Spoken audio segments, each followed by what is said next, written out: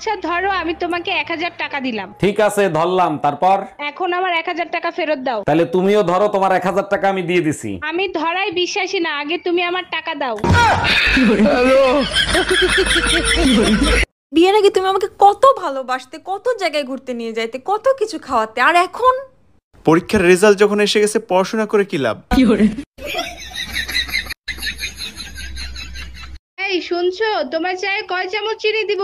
বিয়ের এত বছর পার হয়ে গেল, আজ পর্যন্ত জানলা না আমি চায়ে কয় চামচ চিনি খাই? আচ্ছা তাই নাকি? তা আমাদের বিয়ের বয়স কত বছর হলো?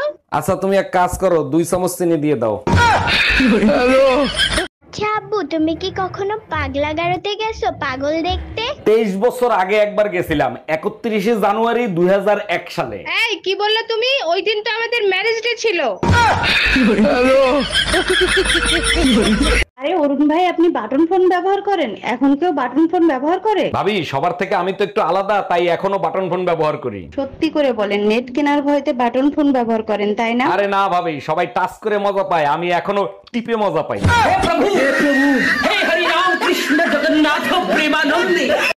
মানুষ নিজের প্রশংসা নিজে এত কেমনে করে?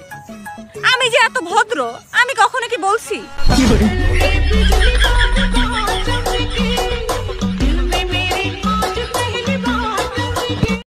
জান আমি তোমার বউ না?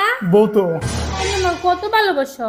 মেলা ভালোবাসি। তাহলে এবারে তোমার বেড়াতে নিয়ে যাবা না? আবার জিগায়। আচ্ছা শোনো একটা কথা, কি? বেড়াতে যাও যদি আমি হারাই যাই? তোর খুঁজে পারি কেন? কেমনে? জেনে হারাবাসি কেন? দেয়ালে দেয়ালে তোমার পোস্টার লাগাই দেবো। কি লাগবে ওখানে?